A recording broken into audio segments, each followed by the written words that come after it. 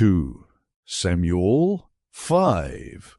David becomes king over Israel.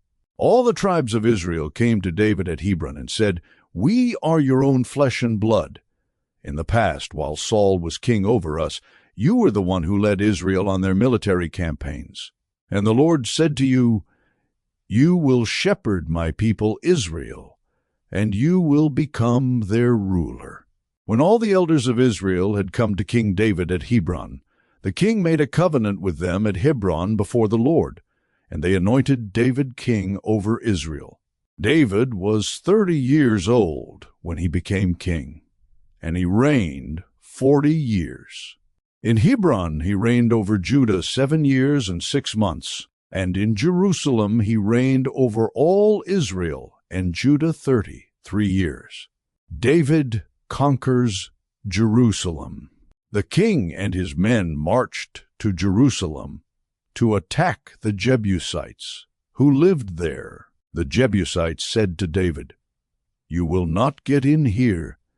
Even the blind and the lame can ward you off." They thought, "David cannot get in here." Nevertheless, David captured the fortress of Zion, which is the city of David.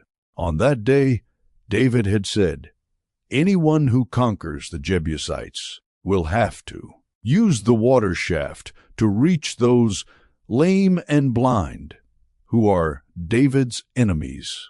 That is why they say, "The blind and lame will not enter the palace." David then took up residence in the fortress and called it the City of David. He built up the area around it, from the terraces inward, and he became more and more powerful, because the Lord God Almighty was with him. Now Hiram king of Tyre sent envoys to David, along with cedar logs and carpenters and stonemasons, and they built a palace for David. Then David knew that the Lord had established him as king over Israel, and had exalted his kingdom for the sake of his people Israel. After he left Hebron, David took more concubines and wives in Jerusalem, and more sons and daughters were born to him.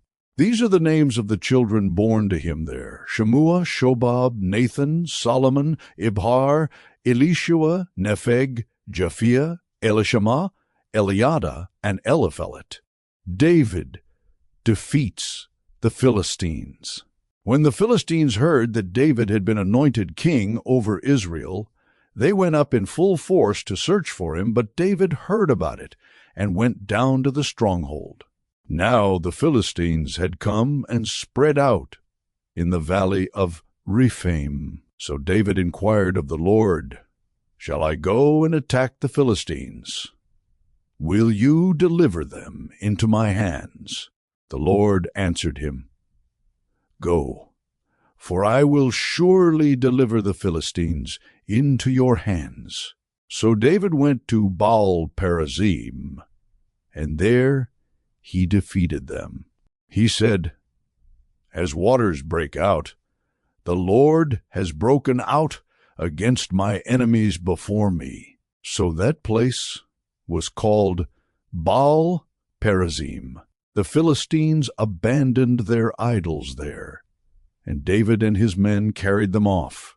Once more the Philistines came up and spread out in the valley of Rephaim.